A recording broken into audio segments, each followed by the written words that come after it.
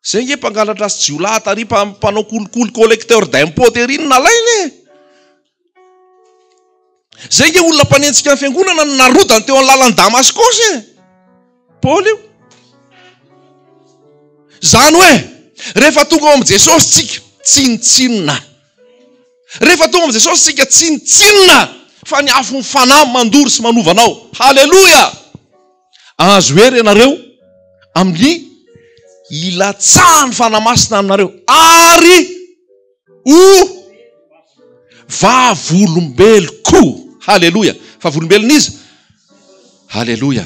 Vavolombelona Jesosy fa tsy vavolombelona miomana, tsy vavolombelona mbobao, tsy vavolombelona tantely ratsimba, tsy vavolombelon'olombelona fa ho vavolombelona Jesosy. Haleluya.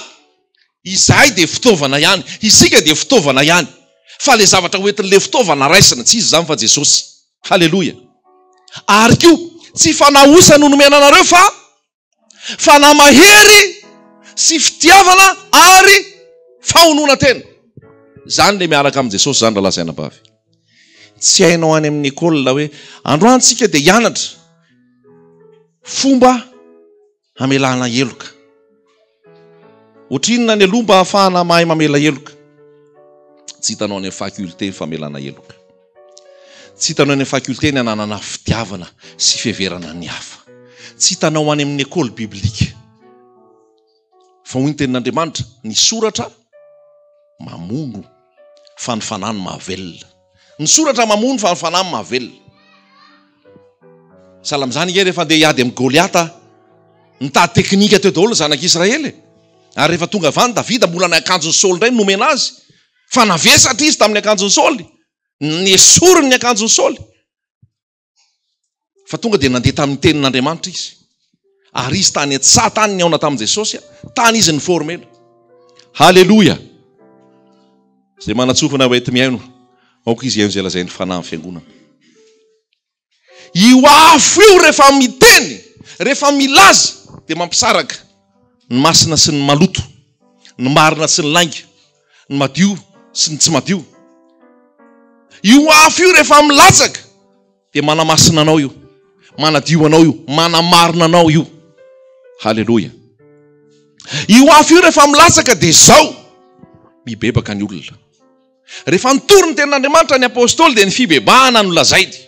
Zany hoe ny afantaranao ny tena afo avy any an-danitra. Ny tena afantaranao hoe io le afo natsipon'i Jesosy dia mibebaka ny olona. Manetry tena ny olona tsy mizao zao, tsy mireharetsony ny olona. Zay koa tsika zany. Rehefa io afo io le tena izy dia zao Jesosy no ivon'io, Kristy no ivon'io. Jesosy no tena ambary eo fa tsy olombelona intsony na hetsika. Rehefa io afo tena izy io no eo dia tsisy resaka famitahan'olona akavola eo. Rehefa tena io afo io no eo dia zao manambara an Jesosy sy ny fiverenany io. Haleluya.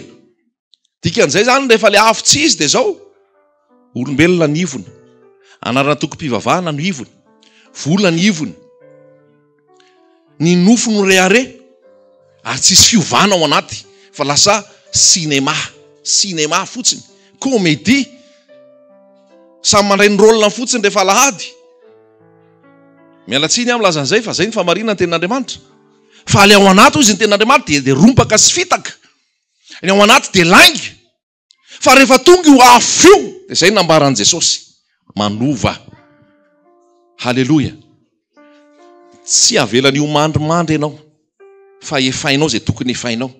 Avotsitra ao ny heloko ny hafa, mamela heloko ianao, mamindra fo ianao, manana fitiavana ny hafa ianao, mandresy lahatra ny amin'ny famarinana tenin'Andriamanitra ianao. Ary zao ny tiako lazaina anao, io afo io rehefa ao aminao. Manasa anao maka Isaia 9 rehefa any an-trano. Indrisy izy fa eto amin'ny firenena maloto molotra ary za dia maloto molotra. Fa nasaina nitory io Isaia io dia nasaina naka an'le charbon mamay na teo am-bavany. Nalefa teo amin'le afo. Rehefa tonga teo amin'le afo io amin'izay natonga azy nitory rehefa avy eo. Zao sy anao natony tompo mpitory, mila an'le afo mandoro ianao. Mila an'le afo mandoro ianao, mirehatra ianao. Haleluya. Ary ny voniny hamantarana anazy, ary ny vokatra no hita rehefa avy eo. Mety samy miteny hoe ohatra hoe samy miteny zao hoe velona Jesosy, dia samy miteny hoe velona Jesosy daholo. Fa ny fiantraikan'iny ao ambadika ao samy hafa, satria misy hery samy hafa no mitondra an'iny, misy afo mitondra an'iny. Mety samy miteny hoe tsara ny tompo, lehibe ny tompo, fa le ao ambadika misy ositra ve? Zay le izy. Misy ositra avy amin'ny tompo ve? Misy ositra avy amin'ny fanamasina ve? Misy afo mandoro ve? Fa zay no zavatra tena napetraka ny tompo. Androany miteny aminao Jesosy, androany te hanapirofo aminao Jesosy, ary androany Jesosy te hanangana ny fiainanao indray. Mba tsy ianao nesoeson'ny olona foana, mba mivavaka reny nefa atao mbola andevony fifohana, mba mivavaka reny nefa mbola andevony fisotroana, mbola mivavaka reny nefa atao jerevony toetrany, satria mbola tsy nidoran'le afo ianao zay. Fa raha manaiky doran'le afo ianao, zany hoe inona no atao? Manaiky anjakan'ny fanamasina, manaiky mibebaka, manaiky manolo tena fanjakan'i Jesosy Kristy marina ny fonao, dia hitanao ny fiovana. Hitanao ny fiovana entin'ny tenin'Andriamanitra. Tonga hanipy afo ety ambony tany. Tsy niteny izy hoe tonga hanipy vola, na hoe tonga hanipy mpanompon'Andriamanitra, tonga hanompo asan'Andriamanitra, tonga hanipy hetsika, fa tonga hanipy afo Manahoana ny faniriko ny iretan'izany? Manahoana ny faniriko ny iretan'izany? Asakasakao, anjaranao no misafidy, fa ny fonao no mila entiny eo amin'io afo io. Ny toetranao mila entiny eo amin'io afo io. Ny tenanao mila entiny eo amin'io afo io. Ary io afo io dia lazaiko anao afo avy any an-danitra io. Misy ikany afo avy any an-danitra tsy nampirehetinay, tsy nampirehetin'olona, ary zay afo avy any an-danitra zay ny tiana lazaina aminao. Halleluja. Tsy hoe afo nalaina tany Congo io, na afo nalaina tany Brésil, na afo nalaina tany Nigeria, afo tsy izy, afo hafahafa. Fa io afo d'origine avy any an-danitra io. Halleluja. Io afo ny fanamasina io. Tahaka ny latsahany io tamin'ny mpianatra tany amin'ny fotoana tao amin'ny Pentecote, no ilatsahany io aminao koa androany raha mino ianao. No iasany io aminao koa androany raha mino ianao. Fa tsy miova ny tenin'Andriamanitra, tsy miova Jesosy Kristy, ary androany koa izy te hanipy an'izay afo zay eto. Androany koa izy te hanipy an'izay afo zay eto, androany iovanao. Itenenanao ny tenin'Andriamanitra, iovan'ny ny toetranao, amoazanao votsara, fitiavana, fandeferana, fahalemem-panahy, fieverana ny hafa. Fanamasina ny manova. Halleluja. Velona ny tenin'Andriamanitra, velona ny tompo. Zay le afo zay. Zay le afo zay. Tonga hanipy afo ao izy. Manao koa zany androany. Amin'ny fiainanao isan'andro afahanao manohatra ny tenin'Andriamanitra, manohatra n'ilay ratsy, manohatra zao tontolo zao, manohatra ny devoly. Tsy titra ny dedavin'i Jesosy. Tsy titra ny dedavin'i Jesosy, tsy anarana tokom-pivavahana ny dedavin'i Jesosy, tsy anaran'olona, fa ianao mpianany, ianao fenon'ny fanahiny. Halleluja. Mino zany ve ianao? Mangetahetan'le afo ve ianao? Ampirehetinao aminao ve le afo? Jesosy no mandrehitra an'io. Tahaka tamin'ny andro teo amin'ny tamin'ny Elia, androany koa tsika dia eto amin'ny tendrombohitra Karmela. Androany koa tsika androany ho anao.